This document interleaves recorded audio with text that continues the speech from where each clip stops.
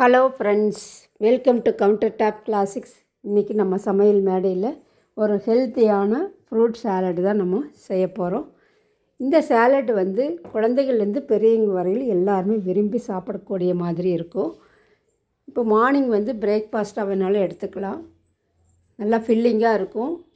Early morning ID peoples எல்லாம் வேலைக்கு போகிறவங்க, ஸ்கூல் காலேஜ் போகிறவங்களுக்கு இந்த மாதிரி செஞ்சு கொடுத்துட்டா ஹெல்த்தியான ஒரு பிரேக்ஃபாஸ்ட்டு செஞ்ச திருப்தியும் இருக்கும் நம்மளுக்கு. இதில் கேர்டு வச்சு கலந்து கொடுத்துட்டாலும் இன்னும் டேஸ்ட் என்ஹான்ஸ் பண்ணி கொடுக்கும்.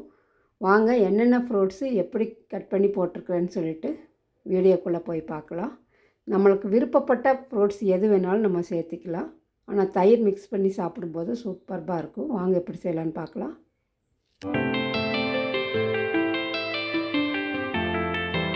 இதுக்கு ஃபஸ்ட்டு நான் ட்ராகன் ஃப்ரூட் எடுத்துருக்கிறேன். நம்மளுக்கு எவ்வளவு குவான்டிட்டி தேவையோ அந்த அளவுக்கு ஃப்ரூட்ஸ் ஆட் பண்ணிக்கலாம். நான் பாதி தான் எடுத்துக்கிறேன். பாதி ட்ராகன் ஃப்ரூட் கட் பண்ணி எடுத்துக்கலாம்.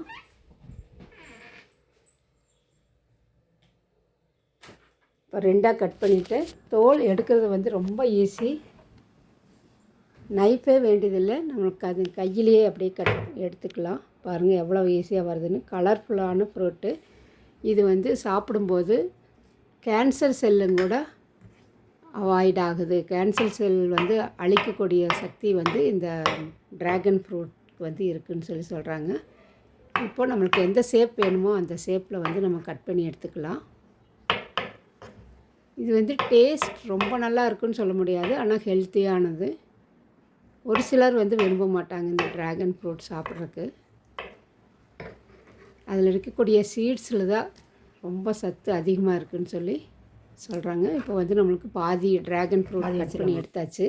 இனி ஒரு ஆப்பிள் நல்லா கழுவிட்டு ரெண்டாக கட் பண்ணி அந்த சீட்ஸ் எல்லாம் எடுத்துகிட்டு நம்ம எவ்வளவு சைஸ் எந்த சைஸ் வேணுமோ அந்த சைஸுக்கு கட் பண்ணி எடுத்துக்கலாம். நான் ஆப்பிள் ஃபுல்லாகவே சேர்த்திட்டேன். நீங்கள் பாதி வேணாலும் போட்டுக்கோங்க, தோல் எடுத்துகிட்டு வேணாலும் சேர்த்திக்கோங்க. நான் தோல் ரிமூவ் பண்ணாமையே போட்டுட்டேன். இந்த சைஸுக்கு கட் பண்ணி நம்ம எடுத்துக்கலாம். ஒரு ஆப்பிள் நம்ம கட் பண்ணி போட்டாச்சு. அடுத்தது ஒரு மீடியம் சைஸ் மாதுளை எடுத்துக்கலாம். மாதுளையும் ஃபுல்லாகவே நான் சேர்த்திட்டேன். சீட்ஸ் ரிமூவ் பண்ணிவிட்டு போட்டுக்கலாம். நம்ம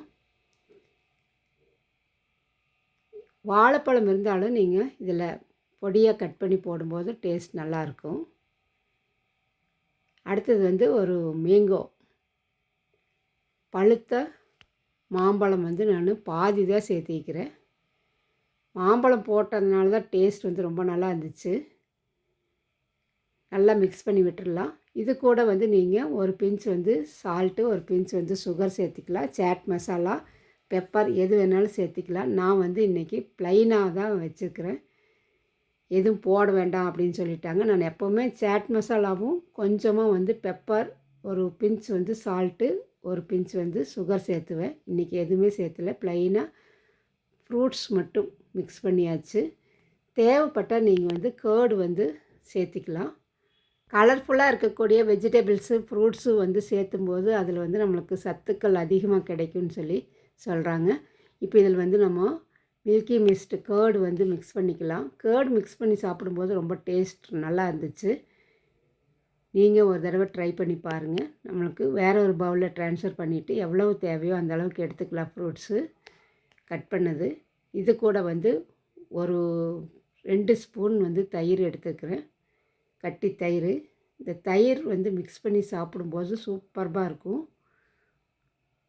இதில் எதுவுமே நம்ம சேர்த்த போகிறது இல்லை. நீங்கள் தேவைப்பட்டுச்சுன்னா சாட் மசாலா, நான் சொன்ன மாதிரி உப்பு, கொஞ்சம் சால்ட்டு சேர்த்து மிக்ஸ் பண்ணிக்கோங்க, நல்லாயிருக்கும்.